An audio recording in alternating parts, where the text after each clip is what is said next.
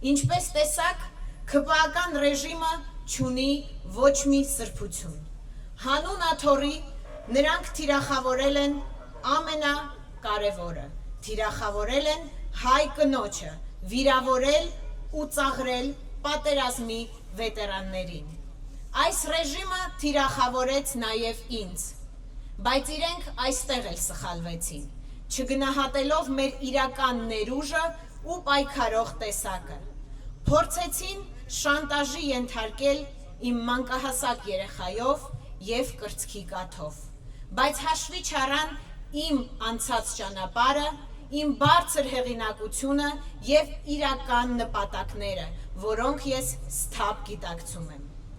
Երկար տարիների ընթացքում ես նախաձեռնել եմ մի շարք երիտասարդական ծրագրեր, որոնք կերտել են իրական առաջնորդների։ Ես երազում եմ, որպեսզի հայ երիտասարդներից ոչ մեկ չկապի իր ապագան արտերկրի հետ։ Ես երազում եմ, որպեսզի այլևս ոչ մի հայ տաղանդ չլքի Հայաստանը անտեսված լինելու պատճառով։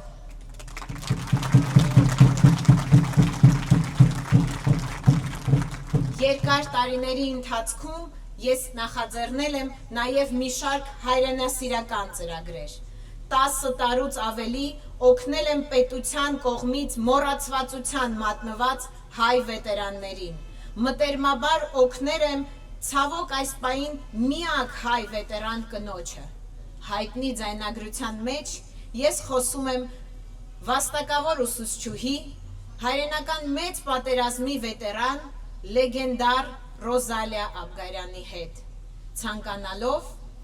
իր ծննդյան կապակցությամբ իրեն հեռուստացույց նվիրել։ Ես բնավ չեմ արդարանում։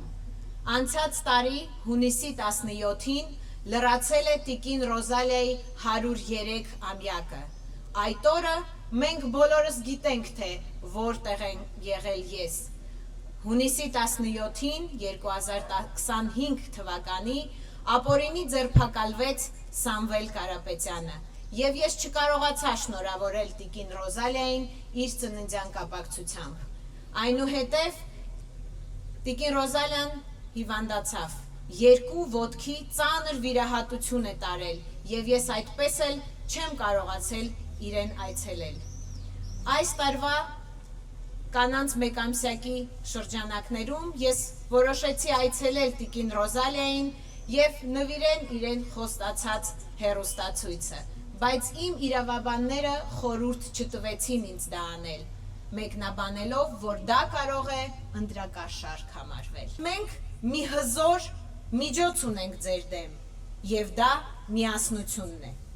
Եթե միասնական պայքարենք փոփոխությունների համար, իրենց ռեժիմը կփլուզվի։